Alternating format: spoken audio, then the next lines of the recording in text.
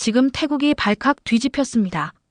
생방송 중 한 앵커가 갑자기 눈물을 흘리며 한국 여행 이야기를 꺼냈습니다. 수많은 미디어와 SNS가 술렁였고 그녀가 전한 한마디는 태국 전역을 감동의 물결로 몰아넣었습니다. 한국인을 혐오하던 그녀가 한국에서 경험한 진짜는 무엇이었을까요? 그리고 그녀는 왜 내 인생을 바꾼 건 한국이었다라고 말했을까요? 지금부터 여러분의 마음을 뜨겁게 할 놀라운 실화가 시작됩니다. 여러분, 오늘은 특별한 주제를 가지고 왔습니다. 최근 SNS에서 논란이 되고 있는 한국에서 태국인을 차별한다는 이야기에 대해 직접 그 진실을 확인하고 오겠습니다. 그날 아침 방송이 나가고 난 뒤 저희 뉴스국은 시끌시끌했습니다. 선배들이 제게 다가와 정말 혼자 한국에 가겠다는 거냐고 물었고 후배 나티는 제 어깨를 툭 치며 말했어요. 언니 진짜 조심해요. 요즘 온라인 커뮤니티에서 한국 여행 다녀온 사람들이 얼마나 실망했다는 글 많은지 몰라요. 뭐 태국인이라서 무시당했다. 차가운 시선 받았다 많아요. 저는 그 말을 들으며 고개를 끄덕였지만 속으로는 이렇게 생각했죠. 그게 정말 한국이라는 나라의 전부일까? 직접 확인해보지 않고 어떻게 알 수 있을까? 저는 저널리스트니까요. 결국 진실을 향한 길은 내 두 발로 직접 걷는 수밖에 없다고 생각했어요. 그렇게 2주간의 취재 겸 여행을 준비했습니다. 비공식 방문, 단독 촬영, 최소한의 장비. 저는 그저 평범한 태국 여행자의 모습으로 한국 땅을 밟기로 했습니다. 비행기 안에서 저는 작은 핸드캠을 들고 있었습니다. 제 얼굴을 비추며 조용히 말했죠. 지금 저는 태국을 떠나 한국으로 가고 있습니다. 오늘부터 14일간 제가 본 한국을 여러분께 보여드릴게요. 그리고 그 속에 진실이 있다면 그것도 함께요. 비행기가 인천국제공항에 착륙하자마자 저는 기내 창밖으로 펼쳐진 활주로와 탑승교를 바라보며 가슴이 뛰기 시작했습니다. 여기가 바로 그 한국이구나. 생각보다 공항은 조용하고 깔끔했고 입국 심사대 앞에 선 외국인들의 표정은 여유로웠습니다. 심지어 안내데스크의 직원이 제게 태국어로 응대했을 때 저는 깜짝 놀랐습니다. 안녕하세요. 태국에서 오셨나요? 입국 심사는 오른쪽으로 가시면 됩니다. 저는 깜짝 놀라 눈을 크게 뜨고 물었어요. 저기요, 어떻게 태국어를 하세요? AI 통역 시스템이에요. 자동 번역기로 연결돼 있어서 몇 개 국어는 다 가능해요. 이렇게 첫인상부터 제 예상을 깨뜨렸습니다. 한국에서 태국인을 무시한다는 말은 적어도 이 순간, 이곳에서는 어울리지 않는 이야기였죠. 서울 시내로 들어가는 공항철도도 깔끔하고 조용했습니다. 출근길 사람들은 각자 이어폰을 끼고 책을 읽거나 조용히 스마트폰을 보고 있었어요. 관광객이 아닌 일상 속 시민들의 모습이 낯설지만 한편으론 편안하게 느껴졌습니다. 숙소에 도착하자마자 직원이 태블릿을 건네며 말했습니다. 파차라 솜차이님이시죠? 태국어로 안내드릴게요. 이 기기로 설명 보시면 됩니다. 그 순간 저는 놀랐습니다. 분명 태국어 안내는 흔하지 않을 텐데 이곳에선 제가 불편하지 않도록 먼저 준비해 준 거죠. 무시가 아니라 배려였습니다. 하지만 저는 아직 조심스러웠습니다. 진짜 사람들과 마주하는 건 거리에서 벌어질 테니까요. 첫날 오후 저는 명동을 찾았습니다. 서울의 대표적인 쇼핑거리. 전 세계 관광객으로 붐비는 이곳이야말로 사람들의 진짜 반응을 볼 수 있을 것 같았어요. 몇 개의 매장을 들르며 옷을 구경했지만 그곳의 점원들은 저를 경계하거나 무시하지 않았습니다. 오히려 제가 물어보기도 전에 다가와 말했죠. 혹시 도움이 필요하세요? 이 옷이 요즘 인기 많아요. 제가 영어로 대답하자 잠깐 당황했지만 곧 다른 직원을 불렀고 유창한 영어로 저를 도와주었습니다. 그리고 말했죠. 죄송해요. 제가 처음에 한국어로 말씀드렸죠? 외국인이실 줄 몰랐어요. 그 말은 오히려 반대로 들렸습니다. 그들은 제가 태국인이라서 무시한 게 아니라 한국인처럼 보였기에 자연스럽게 한국어로 대응한 것이었습니다. 무시가 아니라 동등함의 표시였던 거죠. 하루가 저물어가고 저는 명동 근처의 조용한 카페에 들어가 노트북을 꺼냈습니다. 태국으로 보내는 첫 리포트를 작성하려는 순간 큰 실수를 깨달았죠. 어머, 내 핸드폰.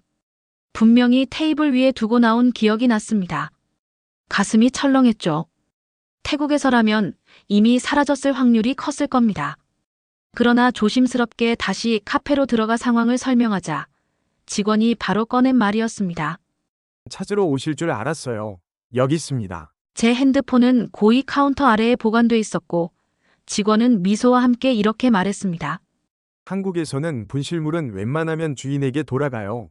걱정 마세요. 그날 밤 숙소 창가에 앉아 서울의 불빛을 바라보며 저는 생각했습니다. 혹시 내가 잘못 알고 있었던 걸까? 아니면 아직은 특별한 사람들만 내가 만난 걸까? 하지만 분명한 건 단 하루 만에 제 선입견이 흔들리기 시작했다는 사실이었습니다. 다음 날 저는 본격적으로 현지인처럼 살아보기 계획을 실행에 옮기기로 했습니다. 관광객이 아닌 태국 평범한 시민처럼 한국을 돌아다니고 가급적 사람들과 부딪히며 그들의 진짜 반응을 보고 싶었습니다. 명동과 같은 대표 관광지를 벗어나 서울 시민들이 자주 찾는 동네로 들어가 보기로 했어요. 첫 목적지는 망원시장. 현지 사람들이 장을 보고 식사를 하고 웃으며 지나는 동네였죠. 시장 입구에 도착했을 때 저는 일부러 더 수수한 옷을 입었습니다. 카메라도 최대한 가방 안에 넣고요. 평범한 동남아 출신 외국인처럼 보이고 싶었어요. 그리고 핸드폰 번역기 없이 직접 몸짓과 표정으로만 대화해 보기로 했습니다. 시장 안은 활기찼습니다. 떡볶이 냄새, 튀김 기름 소리, 가래떡을 써는 소리까지 모든 것이 정겹고 따뜻했어요. 한 김밥 가게 앞에서 잠시 망설이다가 제가 다가갔습니다. 어디서 오셨어요? 관광객.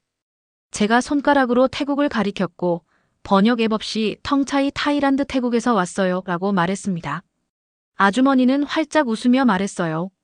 아이고, 태국 거기 진짜 덥죠? 방콕 가봤어요. 아주 좋아. 그 말이 끝나기 무섭게 가게 안에서 김밥 한 줄을 포장해 내주시더니 말했습니다. 이거 서비스예요. 태국 손님 반가워요. 그 짧은 순간 저는 눈물이 날 뻔했습니다. 그 웃음, 그 말투, 그 포장지에 담긴 김밥 하나가 제 마음을 완전히 녹였거든요. 그날 오후 저는 또 하나의 실험을 해보기로 했습니다. 택시를 타고 목적지를 일부러 영어로 이야기하고 혹시 무시하거나 불친절한 반응이 나오는지 보기로 한 거죠. Hello, where do you want to go? 제가 서툰 영어로 설명하자 기사님은 천천히 알아듣기 쉬운 속도로 말했습니다. Okay, Itaewon. Okay, I take you. No problem. 이태원에 도착한 뒤 제가 한국말로 말했습니다. 감사합니다. 기사님, 저는 태국에서 왔고 기자예요. 그 순간 기사님의 표정이 확 바뀌며 반가운 듯 물었습니다. 태국이요. 어이구, 거기 몇 번 갔죠? 푸켓, 치앙마이. 사람들 참 순하고 음식도 맛있고. 저 팟타이 진짜 좋아해요? 그분은 짧은 거리였는데도 택시 요금 일부를 돌려주며 말했습니다. 기자님이 한국 좋게 봐주시면 태국의 한국 이미지도 좋아질 거잖아요. 저도 잘 부탁드립니다. 그날 밤 저는 노트북 앞에 앉아 천천히 글을 쓰기 시작했습니다. 태국의 시청자들에게 전할 다음 영상 원고였죠. 여러분, 이틀 동안 저는 태국인을 싫어한다는 한국 사회의 이미지를 직접 경험하려고 했습니다. 하지만 돌아온 건 놀라운 뿐입니다. 저는 오늘 시장 아주머니의 김밥 한 줄에 택시기사님의 팟타이 이야기 한마디에 사람 냄새 나는 따뜻함을 느꼈습니다. 셋째 날엔 정말 큰 사건이 벌어졌습니다. 서울 시내에서 촬영 도중 제가 지갑을 잃어버린 겁니다. 지하철에서 내린 후 숙소로 가는 길이었어요. 가방을 열어보니 지갑이 없더라고요. 현금, 카드, 심지어 여권 사본까지 들어있던 그 지갑이요. 순간 멘붕이 왔습니다. 이건 끝났다. 태국에서였으면 이미 버린 셈 쳐야 한다는 생각이 먼저 들었어요. 하지만 지푸라기라도 잡는 심정으로 마지막으로 지하철역 분실물 센터를 찾아가 보기로 했습니다. 지갑 분실 신고하셨어요? 네, 잠시만요. 직원은 5분 정도 컴퓨터를 확인하고 책상 서랍에서 조심스레 검은색 지갑 하나를 꺼냈습니다. 그리고 제게 묻지도 않고 바로 말했어요. 태국 여권 복사본 맞으시죠? 지갑 안에 들어있던 물건은 단 하나도 빠지지 않고 그대로였습니다. 저는 두 손을 모아 인사하며 말했습니다. 진심으로 감사해요. 이건 제게 정말 큰 의미예요. 한국에선 이런 일이 자주 있어요. 외국인도 우리 손님이니까요.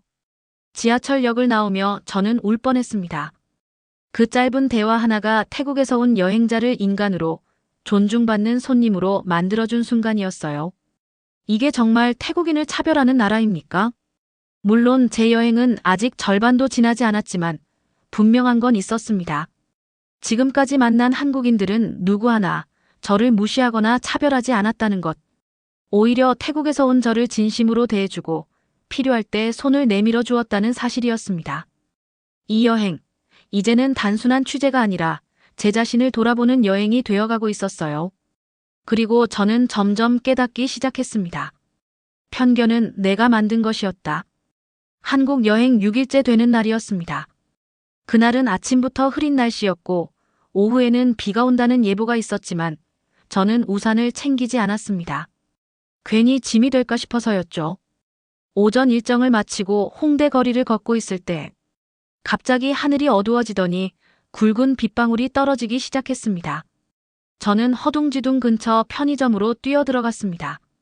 그런데 편의점 안은 이미 저처럼 비를 피하러 들어온 사람들로 북적이고 있었고 카운터 앞에는 우산 품절이라는 안내문이 붙어 있었어요. 그때였습니다. 제 옆에 서 있던 한 청년이 조심스럽게 말을 걸었습니다. 혹시 혼자세요? 저희 우산 넓은데 같이 쓰실래요? 순간 당황했어요.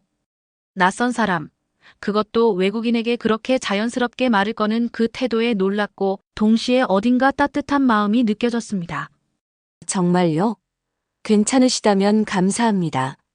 그 청년은 저보다 한참 어린 대학생 같아 보였고 말투도 어색하지 않았습니다. 우리는 우산을 함께 쓴 채 천천히 길을 걸었습니다. 그는 자신이 대학생이라고 했고 얼마 전 방콕을 여행한 이야기를 들려주었습니다. 그때 태국 사람들 진짜 친절하셨어요. 길도 친절하게 알려주시고 지금 생각해도 기억에 남아요. 그래서 이번엔 제가 도와드리는 거죠. 그 말을 듣는 순간 제 마음 한켠이 찡해졌습니다. 사람의 친절함이란 건 국적이나 나이, 언어와는 무관하다는 걸 새삼 느꼈거든요. 그와 대화를 나누며 걷는 그 짧은 시간 동안 저는 단순히 비를 피하는 것이 아니라 인간 대 인간으로 이어지는 따뜻한 교류를 체험하고 있었던 겁니다. 지하철역에 도착했을 때 그는 마지막까지 저와 함께 걸어주었습니다. 저는 감사 인사를 전하며 명함을 건넸습니다. 당신의 친절을 태국 사람들에게 꼭 전하고 싶어요. 정말 고마워요. 그는 환하게 웃으며 손을 흔들고 돌아섰고 저는 지하철을 타고 돌아오는 내내 마음이 따뜻했습니다. 그날 저녁 호텔로 돌아와 하루를 정리하며 브이로그 영상을 촬영했습니다. 오늘은 우산 하나에 담긴 한국인의 진심을 느낀 날이었어요. 저는 분명히 관광객이었지만 그 청년은 저를 하나의 인간으로 대해줬습니다. 그 영상은 며칠 뒤 태국 SNS에서 우산 청년이라는 제목으로 퍼져나갔습니다. 수많은 태국인들이 댓글을 달며 이런 한국이라면 꼭 가보고 싶다. 진짜 감동이에요라는 반응을 보였습니다. 한국이 태국인을 싫어한다는 이야기를 듣고 왔던 저였지만 이제는 그 말이 과연 진실인지 진지하게 되묻게 되었습니다. 그리고 그 대답은 바로 이런 작고 따뜻한 순간들 속에 있다는 걸 깨달았습니다. 우산 하나 20분의 동행, 짧은 대화. 하지만 그 속에는 편견을 무너뜨리는 강한 힘이 담겨 있었습니다. 서울에서의 여정이 절반을 넘기고 있었습니다. 어느새 마음속에는 처음 품고 왔던 의심보다 점점 따뜻한 확신이 자리를 잡아가고 있었죠. 하지만 진짜 한국인의 속마음을 알고 싶다면 그들의 가장 사적인 공간 가정 안에서의 모습까지도 직접 보고 느껴야 한다고 생각했습니다. 그러던 중 운명처럼 한 통의 연락이 왔습니다. 바로 문화교류 컨퍼런스에서 만났던 교수님이셨죠. 파차라 씨, 이번 주말 저희 가족 모임이 있는데요. 혹시 시간이 되신다면 저희 집에 오시겠어요? 크진 않지만 진짜 한국인의 일상을 보여드리고 싶어서요. 순간 망설였지만 마음속에서 뭔가가 말했습니다. 이건 꼭 가야 해. 그렇게 저는 서울 외곽의 한 아파트 단지를 찾게 되었습니다. 현관문을 열고 들어서자 먼저 눈에 띈 건 신발장이었습니다. 온 가족의 신발이 가지런히 놓여 있었고 그 앞에는 신발은 벗고 들어오세요라는 안내 문구가 붙어 있었죠.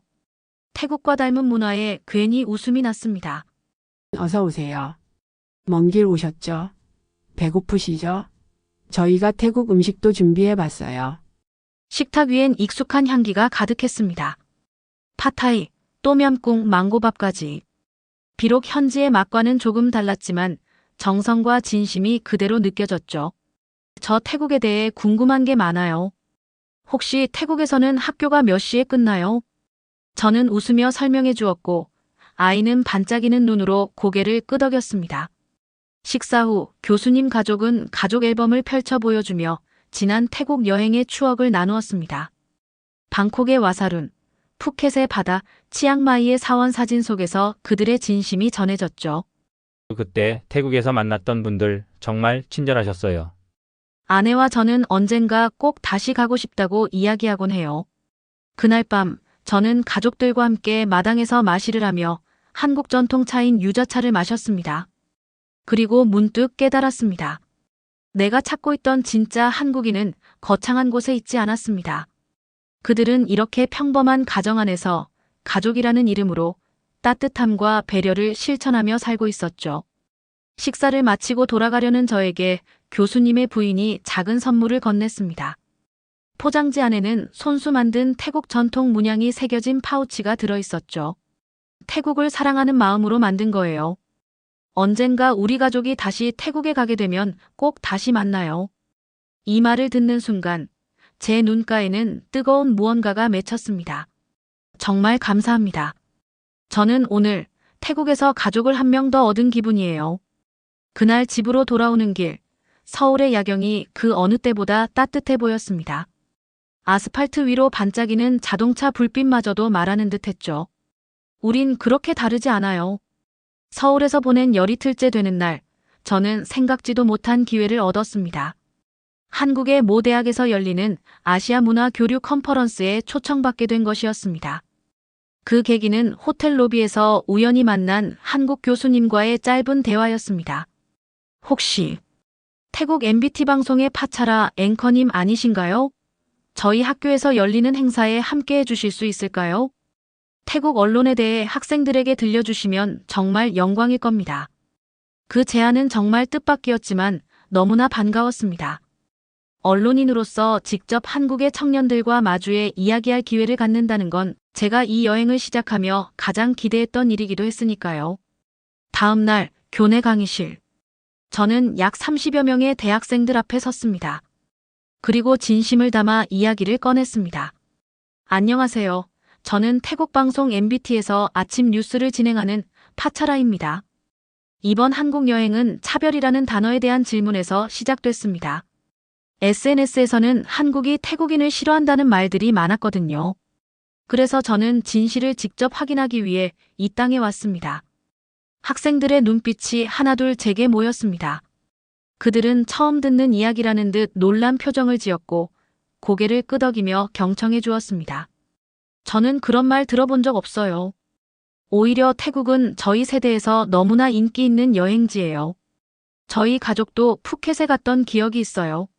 모두들 너무 친절했죠. 저는 태국 친구가 있어요. 교환학생으로 왔을 때 정말 많은 이야기를 나눴어요. 그 친구가 한국을 좋아해줘서 고마웠는데 이런 오해가 있는 줄 몰랐네요. 그들은 편견이라는 단어의 무게를 진지하게 받아들였습니다. 일부 학생은 저에게 태국어를 배우고 있다고 말했고 어떤 이는 태국 유학을 준비하고 있다고도 했습니다. SNS에서 너무 쉽게 판단하게 되는 시대잖아요. 그런 가운데 직접 경험을 공유해 주신 건 정말 중요한 의미라고 생각해요. 그들의 반응은 제 마음을 움직였습니다. 제가 찾으려던 차별은 그들 사이에 존재하지 않았습니다. 오히려 그들은 관심과 존중이라는 이름의 다리를 저에게 건네주고 있었습니다. 컨퍼런스를 마치고 돌아오는 길, 저는 서울의 저녁거리를 조용히 걸었습니다. 불빛 가득한 거리, 웃고 있는 사람들, 따뜻한 한마디가 오가는 카페 앞에서 멈춰 섰습니다. 그리고 생각했습니다. 진실은 멀리 있지 않았어요. 진실은 그곳에 있었어요. 우리가 눈을 제대로 뜨고 마음을 열고 직접 걸어 들어가기만 하면 되는 거였어요. 그날 밤 호텔방에서 후배 기자 나티에게 전화를 걸었습니다. 언니, 한국은 어때요? 아직도 모르겠어요. 사람들이 정말 그렇게 친절해요? 직접 와서 봐. 내가 직접 보고 듣고 느끼기 전까진 어떤 말도 진실이 될 수 없어. 그리고 저는 그날 일기를 썼습니다. 이제 이 여행의 의미는 단순한 취재가 아니라 편견을 지우고 다리를 놓는 여정이라는 것을요. 한국에서 보낸 2주간의 여정이 끝나갈 무렵, 저는 마침내 그 처음의 목적지였던 롯데타워 전망대에 올랐습니다. 서울의 도시 불빛이 아래로 펼쳐진 그곳에서 저는 잠시 눈을 감았습니다. 그리고 마음속으로 되뇌었습니다. 나는 진실을 찾기 위해 왔고, 이제 진실을 안다. 그리고 이 경험을 세상과 나눌 책임이 있다. 그날 밤 방콕으로 돌아가는 비행기에서 저는 후배 기자 나티에게 메시지를 남겼습니다. 나티야, 이번 주 생방송 꼭 시청해. 한국 여행에 대한 이야기, 우리가 흔히 보지 못한 진짜 이야기를 전할 거야. 그리고 이틀 후, 저는 MBT 뉴스 생방송에 다시 앉았습니다. 20년 넘게 진행해 온 뉴스였지만 이날만큼은 손이 떨렸습니다. 카메라에 빨간 불이 켜졌고 마침내 입을 열었습니다. 시청자 여러분, 오늘은 조금 특별한 이야기를 하겠습니다. 제가 직접 경험한 한국 여행기, 그리고 그 안에서 발견한 이야기입니다. 한국은 태국인을 차별하지 않았습니다. 오히려 따뜻하게 안아주었습니다. 전국 방송이었고 SNS에는 실시간으로 수많은 반응이 올라왔습니다. 누군가는 공감했고 누군가는 반박도 했습니다. 언니, 방송 보고 정말 울었어요. 저도 가보고 싶어졌어요. 그리고 그동안 제가 봤던 세상은 너무 좁았던 것 같아요. 그날 방송 이후 저는 다시 한번 큰 결정을 내렸습니다. 한국관광공사로부터 명예 홍보대사 제안을 받게 된 것이죠. 그리고 그 역할을 수행하기 위해 다시 한국을 찾았습니다. 이번엔 혼자가 아니었습니다. 나티도 함께였습니다. 그녀는 이제 태국에서도 주목받는 국제부 기자가 되어 있었습니다. 언니, 우리가 함께 다시 오는 거 진짜 감격이에요. 그때 언니가 했던 말 기억나요? 직접 보고 듣지 않으면 아무것도 진실이 될 수 없다고. 이젠 저도 그걸 알아요. 우리는 함께 다큐멘터리 촬영을 시작했습니다. 태국과 한국의 진짜 모습을 담아내기 위해 발로 뛰었습니다. 촬영 중 만난 한 한국 시민이 제게 다가와 말했습니다. 파차라 씨 덕분에 태국에 대해 다시 보게 됐어요. 솔직히 저도 예전엔 편견이 있었는데 영상 보면서 많이 반성했어요. 그의 말에 저는 말없이 고개를 숙였습니다. 그건 제가 원하던 것이었으니까요. 진실을 말하는 용기, 그리고 편견을 허무는 다리. 그 여정의 끝자락에서 우리는 서울 강북의 한 초등학교에서 아이들을 만났습니다. 그들은 태국의 전통놀이와 음식 체험에 진심으로 열광했고 나티는 눈물을 흘리며 말했습니다. 세상이 이렇게 바뀔 수 있다면 우리가 할 수 있는 일도 무한할 거예요. 언니, 우리 이걸 멈추지 말아요. 그래. 이제 시작이야. 진짜 이야기는 지금부터니까. 방콕으로 돌아온 후 우리의 다큐멘터리는 태국 전역에 방영되었고 수많은 시청자들이 감동의 메시지를 남겼습니다. 한국이 이렇게 따뜻한 나라일 줄 몰랐어요. 정말 눈물이 났습니다. 우리도 누군가에게 이런 나라가 되면 좋겠어요. 그리고 방송 마지막 장면에서 카메라는 천천히 멀어지며 파차라와 나티가 손을 잡고 걷는 뒷모습을 비췄습니다. 화면에는 세 줄의 자막이 떠올랐습니다. 직접 보기 전까지 우리는 진실을 알 수 없습니다. 파차라는 차가운 선입견을 안고 한국을 찾았습니다. 그러나 그녀는 따뜻한 미소, 진심 어린 친절, 그리고 진짜 사람들을 만나면서 깨달았죠. 세상을 바꾸는 건 거대한 정치도 언론의 힘도 아닌 길 위에서 마주친 한 사람의 배려와 작은 친절이라는 걸요. 그녀가 전한 진심은 한국과 태국 사이의 오해를 녹였고 사람들의 마음을 다시 연결해 주었습니다. 당신도 오늘 누군가에게 작은 다리 하나를 놓아주세요. 그것이 누군가의 인생을 바꾸는 첫걸음이 될 수 있습니다. 이 이야기가 마음에 와닿았다면 좋아요와 구독으로 함께 공감의 메시지를 퍼뜨려 주세요. 우리 모두가 편견 없는 세상을 만들어갈 수 있기를 바랍니다. 감사합니다. 그리고 오늘도 사랑합니다.